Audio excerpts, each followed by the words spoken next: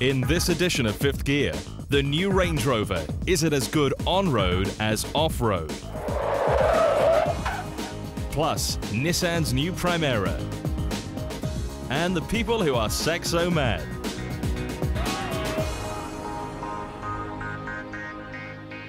I'm just admiring what some argue as the hottest Italian in years. And quite frankly, I could do this all day. Since Alfa Romeo launched the 156 in 1997, I've loved its coupe-esque looks, its cheeky offset number plate and that suggestive grille. My one disappointment, though, is that they've never brought out a hardcore version. Like pop sensation Gareth Gates, the 156 had all the right lines in all the right places, but it fell short on testosterone. Now it's finally got some, with the new GTA. Usually, car manufacturers like nothing more than to hide their engine under a shiny piece of plastic, but not the Italians. They are a proud bunch. Alfa's 3.2-litre V6 is one of the prettiest I've seen this side of a Lamborghini. For £27,000, you get 17-inch telephone dial alloys, stiffer suspension and a tasty bit of skirt. The interior is just as easy on the eye, with well-placed swoops, bulges and silver-coloured trimmings. It's also good to see that Alfa have turned the quality control up. They've included every toy there is, some extremely tactile leather and a jolly good sound system. Not that it's needed with that V6 to listen to. Time to stop looking and start touching.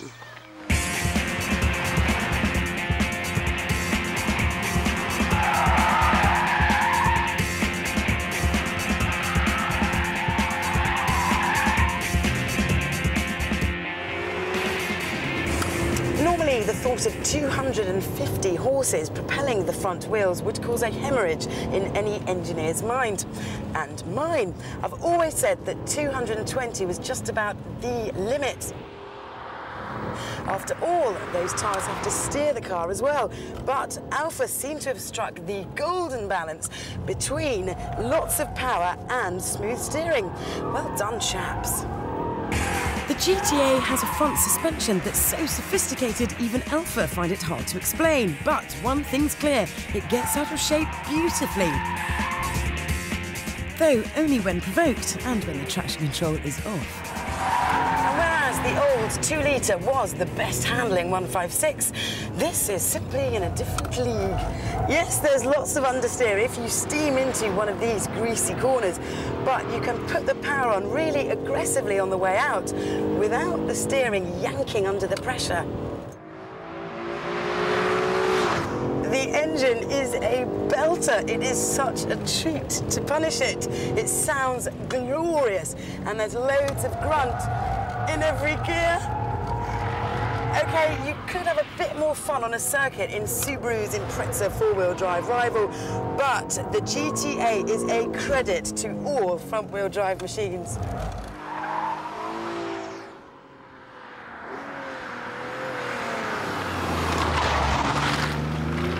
On normal roads, it doesn't behave like some Japanese super saloons I've driven, because it is rather comfortable.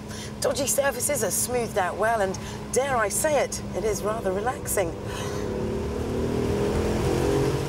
Where the Evos and Imprezas shake you up and egg you on, the Alfa will be happy to cruise along when you want to. One thing that's not happy, though, is its dreadful turning circle.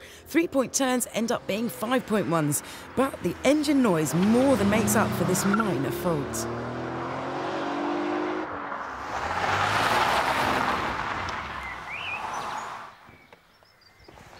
Before today, if anyone asked me who builds the best all-round sports saloon, I'd probably say BMW, or for the more hairy-chested, one of those tricked-up Japanese machines. But now this 156 GTA joins the gang, mixing German maturity with a zest for action. Plus, from any angle, it is simply beautiful.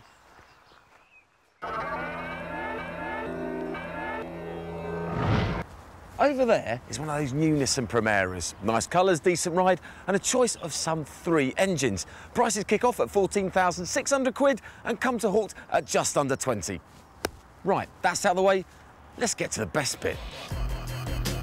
We'll fast forward past the exterior Basically, the headlamps are a work of art, but the overall one-box shape is the work of a 5-year-old. Instead, let's talk about the interior, which is a work of genius. Nissan have turned dashboard design on its head, and you wonder why no one has done it before. Gone is the normal, boxy approach, to be replaced by a dash that swoops round from door to door, and as a result, the cabin feels vast. The steering wheel is pretty much where you'd expect to find it, but the Speedo isn't. But it makes everything feel so much less cluttered, and it takes about 1 second to get used to. Now we come to my favourite part, this central bank of buttons and switches, which Nissan have lifted out of the gloom by your knee and put on this much more sensible level. It looks pretty complicated, but after 5 minutes of bloody-mindedly not reading the instructions, I got it sussed. It is the most blissfully straightforward system. And if you go for the SE or above, you get this nice big colour screen to check everything on. Brilliant. There's another reason to buy an SE, your very own rear-view camera. Select reverse and a perfect image is brought up, night or day, of what you're about to crash into. It's superb! I want one in my home. It's just about the best gadget I've ever seen. And do you know what? It's made me realise just how underrated reversing actually is. The gizmos don't stop there. I haven't even mentioned alloys, rain-sensing wipers, integrated hands-free for your mobile, and apparently 5 forward gears are standard too. Although they're not really as good. They're not connected to any camera, are they?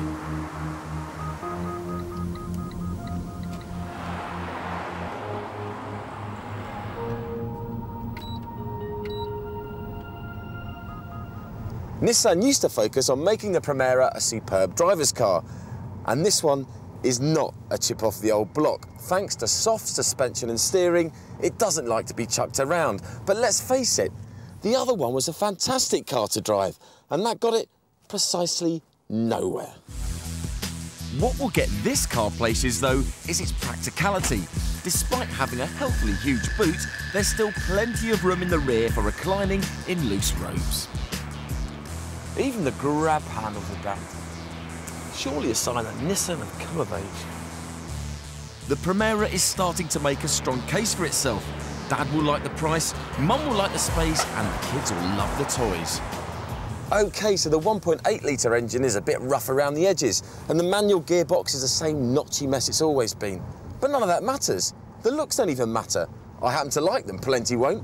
But who cares? They haven't got a rear-view camera. Nissan have focused on the things that really count in this neck of the woods, like design, practicality and attention to detail. It brightens up suburbia far more than the run-of-the-mill Passats and Vectras, and is a far more interesting proposition than the Mondeo. You could say, in fact, that it's, oh dear, leapfrog to the top of the Retmobile pile. The Primera may be just another 4-door saloon, but it's the first one in ages that makes mundane, everyday driving interesting. And it's got a rear-view camera.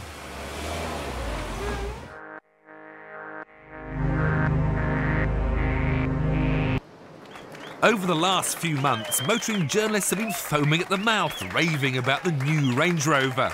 Some have even gone as far as to name it their car of the year. So, is this new Range Rover really the best off-roader the world has ever seen?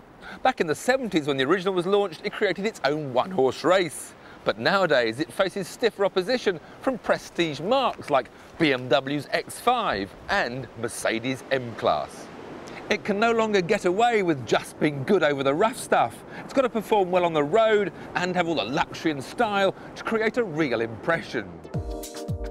Visually, I'm not so sure. It's grown taller, narrow and rather slab-sided. But once you've got used to the sheer proportions of it, you notice how well old meets new. Like how the classic clamshell bonnet is complemented by the designer lights and bold air vents. Open the door, and it's like entering the penthouse suite at the Savoy. In Vogue trim, the Range Rover costs £60,000, and the great slabs of cherry wood and Oxford hide neatly house all those modern essentials such as sat-nav, TV, every which-way adjustable seats, and one of the nicest steering wheels I've ever held. It's even heated. But whilst Range Rover have been creating art, BMW haven't been lying down. They've recently introduced this £54,000 flagship 4.6 litre X5, which strikes an impressive pose with its flared arches and 20-inch rims. With £4,500 worth of extras added, it virtually matches the specification of the Vogue. In terms of practicality, all you're missing is a slightly bigger boot and a bit of extra space in the back. But in terms of style and elegance, you've moved from a work of art to just another BMW dashboard. The Mercedes M-Class has now become a familiar sight. This ML500 is £18,000 cheaper than the Range Rover and the only one of the three to offer a 7-seater option. But you can see where the savings have been made. The interior is more home-based than Harrods. Very functional, but simply lacking in any style. Yes, there's some quality leather, but in comparison, it's a lacklustre effort. So the Range Rover wins the prestige test hands down for its sheer opulence and presence. Sadly, when driving, I'm afraid to say, I find this beautiful dashboard a bit of a distraction with all its different colours and textures. This wooden chrome is constantly catching my eye. A work of art it may be, but I prefer the workmanlike simplicity of the BMW. Mind you, I do love this steering wheel. But what about its handling? Because it's here that Range Rovers of the past have always struggled. So they've finally ditched the old-school separate chassis and replaced it with a modern monocoque construction, complete with independent suspension. And its on-road manners have been transformed. Yes, you still feel the bigger bumps, but they no longer shake you to pieces. Unfortunately, the steering itself is a bit on the light side, and there's still a fair degree of roll in the corners. But as most of these machines spend most of their time in towns and on motorways, that may not matter. Mind you, handling is important when it comes to accident avoidance. In the past, there have been too many horror stories of off-roaders rolling over central reservations. So we put them to the ultimate test to discover which really is the best handling of the three.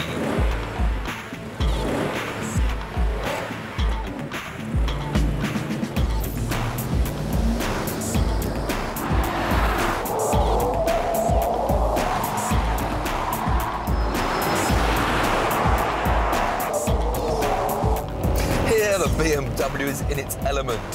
It really inspires confidence with surprisingly little roll and a great steering feel that puts you in touch with what's going on beneath you.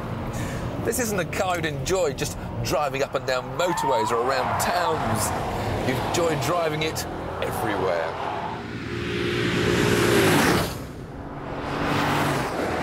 Despite a pretty dramatic amount of roll, the Merc hangs on pretty gamely. I don't think it's too happy that I've switched off its ESP, but it actually handles very well. Steering's a bit light, but apart from that, it's a lot of fun. Give me another £10,000 in the AMG version with its extra 55 horsepower, and I reckon I could give that Beamer a run for its money.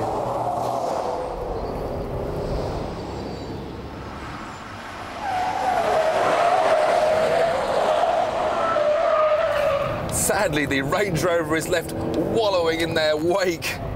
And even with the DSC off, if I turn into this sharp corner, you can actually feel the front brake grabbing on to lock the tyre to stop me sliding off the road, which of course is a very good thing to have if you're caught out on a country bend one night. Up the hill here with the BMW is pulling 96 miles an hour, I'm doing just 86 miles an hour. So it really does show weight is all important. This body roll is quite alarming when compared with the BM.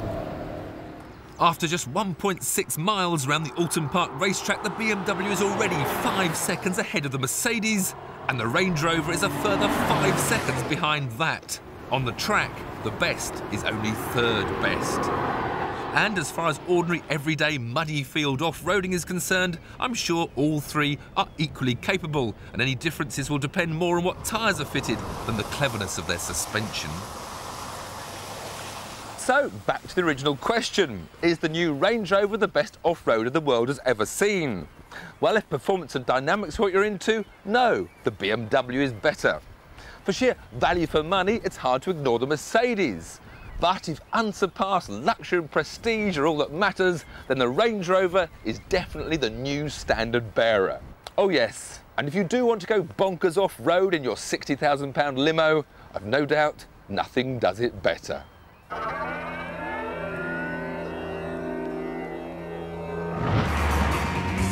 Readers of Britain's best-selling car magazine and the modifier's Bible, Max Power, have voted the Citroen Saxo their favourite hot hatch. So, just what is it about this modest French fancy? I chose the Citroen Saxo because it was basically my first car, and when I was 17 at the time, they were doing a 2 years free insurance policy. It's brilliant, Joe. It's great fun. These chaps may have been lured by cheap insurance and nifty handling, but what keeps them mad about their Saxo is the fact that they can change them beyond recognition.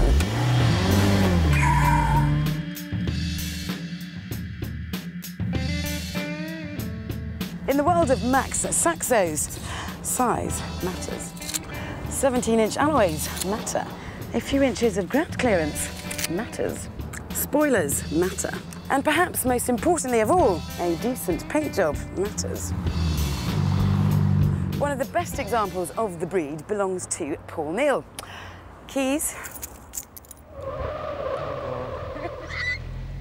Yeah.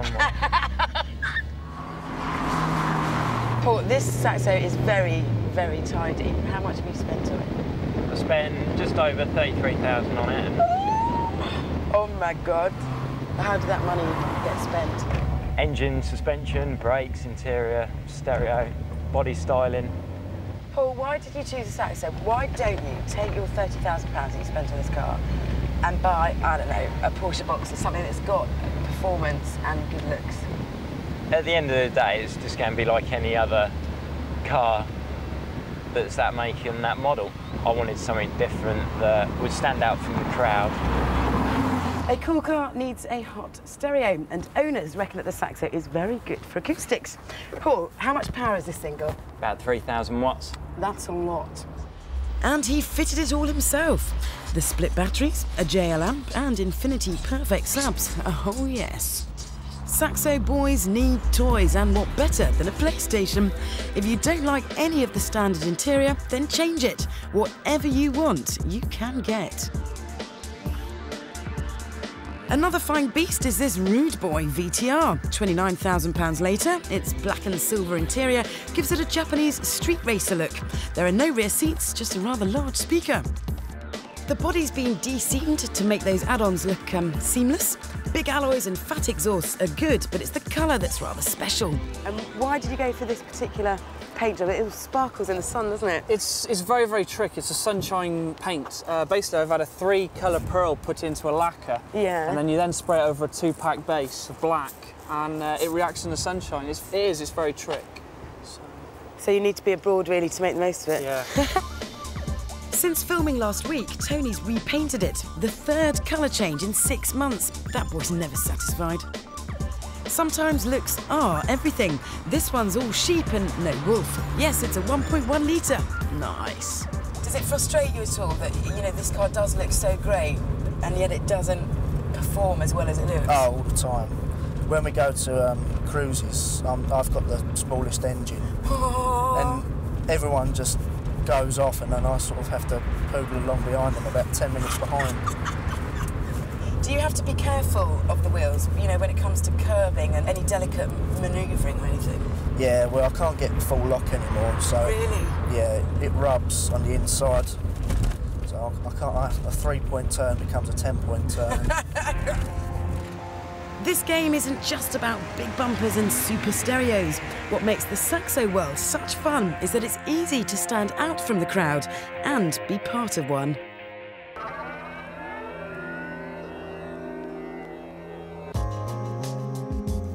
Everyone's been blathering on about just how brilliant the new Mini is, and it feels like every Bob and his dog's gone out and bought one. And so they should. It's a fine little car. But it always felt like it could handle much more power. So they've ended up bringing out this, the supercharged Mini Cooper S. This is the latest in the bug-eyed family lineup. It's the quickest and most expensive, and it's the only one to have a supercharger, which has raised a few questions. You see, the problem with the Mini is it's all down to packaging. There's no room to stick in a bigger engine or to tune it up. So you're left with two options, a turbo or a supercharger. Now, they're both basically really big fans. But a turbo suffers from this problem that you have to rev the engine before it gets going, hence turbo lag. But a supercharger, being belt-driven, as soon as you put your foot on the throttle, you get more power. Bingo! Bingo indeed. And the supercharger also saves space in the cabin. Inside the 14.5 grand Cooper S is like the other Minis, an overflowing toy box, all play school shapes and cartoony blobs, but friendly and quirky, with these toggle switches adding just the right amount of retro without too much cringe. Nearly. Some bits do look a bit out of place. I mean, look at that optional rectangular sat-nav stuffed into a round hole. There! Once you've got over the feeling that Bob the Builder got jiggy with the interior plastics, you'll notice that the two front seats got loads of room and the driving position's just about spot on.